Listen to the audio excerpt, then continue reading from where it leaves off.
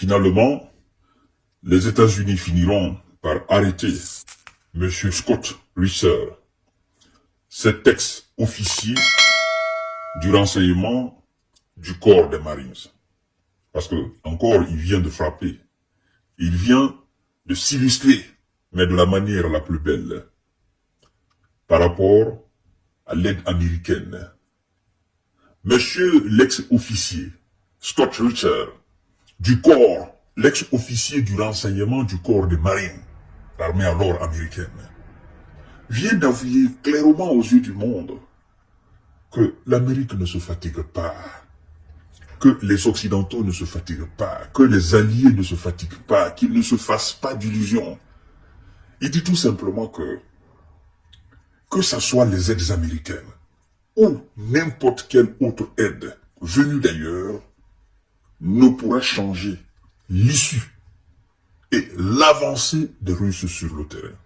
L'avancée stratégique des Russes sur le terrain. Il n'est pas bête.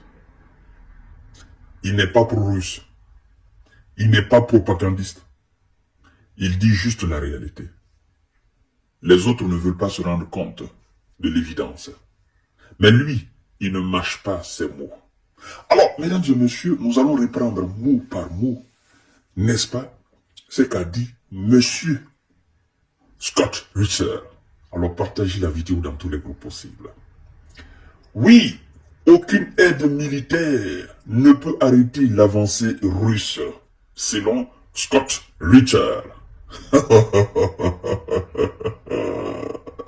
Dans une interview, mesdames et messieurs, l'ancien officier du renseignement du corps des Marines des États-Unis évalue le dernier paquet d'aide que Washington va fournir à l'Ukraine.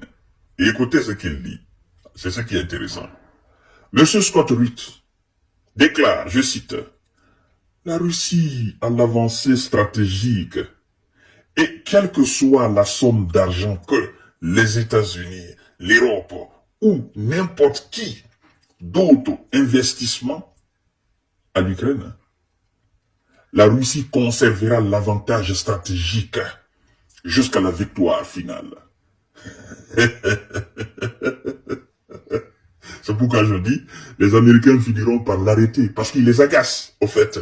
Il dévoile des secrets, il fait des sorties fracassantes, des sorties vraiment qui font mal aux responsables américains.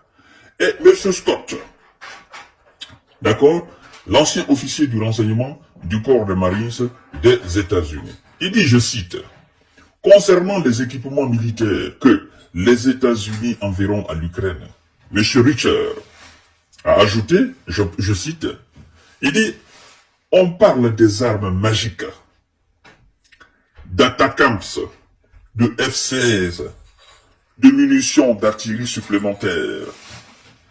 Et tout cela, bien sûr, s'il arrive sur la ligne de front, compliquera certainement la situation militaire, mais cela n'arrêtera pas l'avancée des Russes.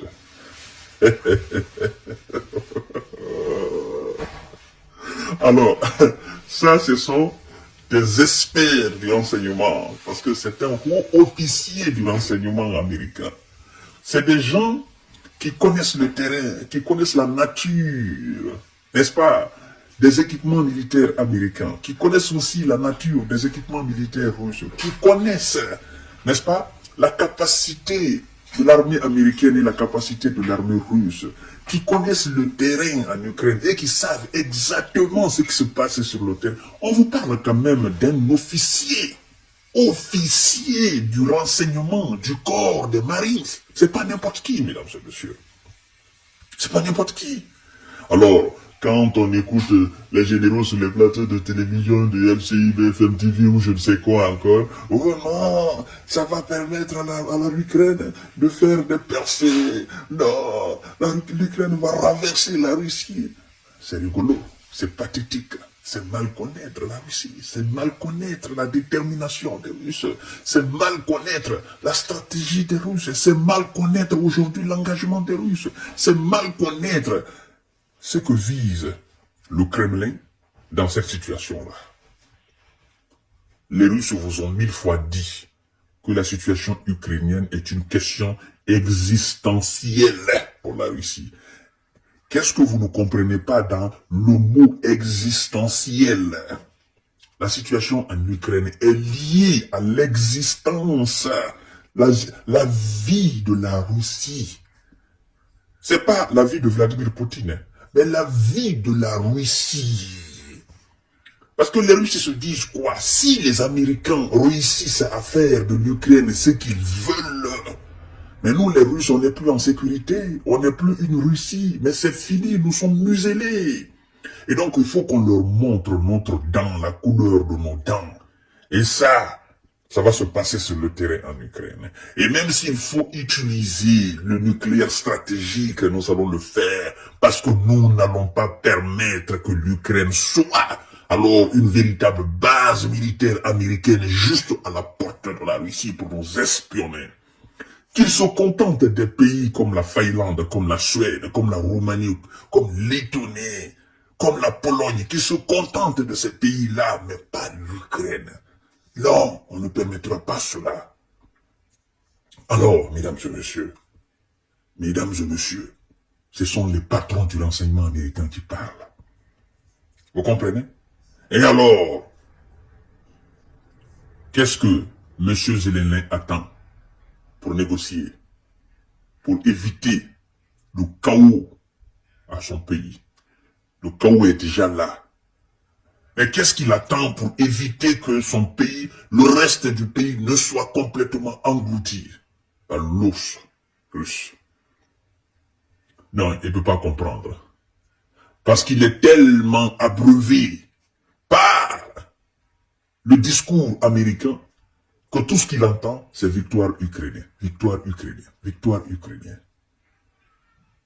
Mais le moment viendra où il va se rendre compte et qu'il sera trop tard. Nous allons assister, n'est-ce pas, au fournissement de ces armes-là. Et nous allons voir ce qui va se passer sur le terrain. Mais moi, je les mets en garde. Qu'ils ne viennent encore vers nous pour nous dire « Oh non, ça n'a pas marché parce que c'est ce qui s'est passé. Oh non, ça n'a pas marché parce que tout ce qui a été promis, on n'a pas donné. » Non, on ne veut pas entendre cela. Parce que vous avez fait une première expérience, une deuxième expérience, une troisième expérience. Maintenant, c'est une quatrième expérience. Vous êtes censé avoir toutes les stratégies militaires maintenant sur le terrain. Ne venez pas nous dire, malgré les 61 milliards de dollars dépensés dans l'équipement militaire, rien n'a changé. En ce moment, nous vous dirons, bon, arrêtez de nous parler. Parce que nous savons dès le début que vous êtes des faiblards et que vous ne parviendrez jamais à repousser les Russes sur le terrain. La preuve en est que ce sont eux qui avancent sur le terrain. Ce sont eux, comme vous dites, grignotage. Mais ce sont ces grignotages additionnés qui constituent des kilomètres, n'est-ce pas, des kilomètres carrés, des centaines de kilomètres carrés. Et jusqu'aujourd'hui, nous sommes à 21% du territoire ukrainien. Ils ne sont pas pressés. Vous faites du mal. Les Russes ne sont pas pressants. Ils avancent lentement mais sûrement. Alors, Monsieur Scott, Richard, merci pour votre sortie. Et je crois d'ailleurs que cela permettra aux Américains de voir clair. Ils se diront, ah oui, nous avons quelqu'un qui est réaliste, qui a toujours dit que ça va se terminer de cette manière. Il a toujours dit que le fournissement d'armes là, ça ne changera absolument rien. Il l'a dit pendant toute la durée de la guerre. Mais les officiers américains, n'est-ce pas, la Maison Blanche ne l'a pas écouté. Certainement, on le considère comme un traître ou bien comme un fou. On le traite comme un vendu à Vladimir Poutine. Or, il ne disait que la vérité. Alors, chères dames, chers messieurs, chères demoiselles, partagez cette vidéo encore une fois à tout à l'heure pour notre série d'informations de décortiquage. Merci beaucoup. Surtout, prenez soin de vous et je vous souhaite une excellente journée de vendredi. Que la paix de l'Éternel s'abatte sur vous. Merci.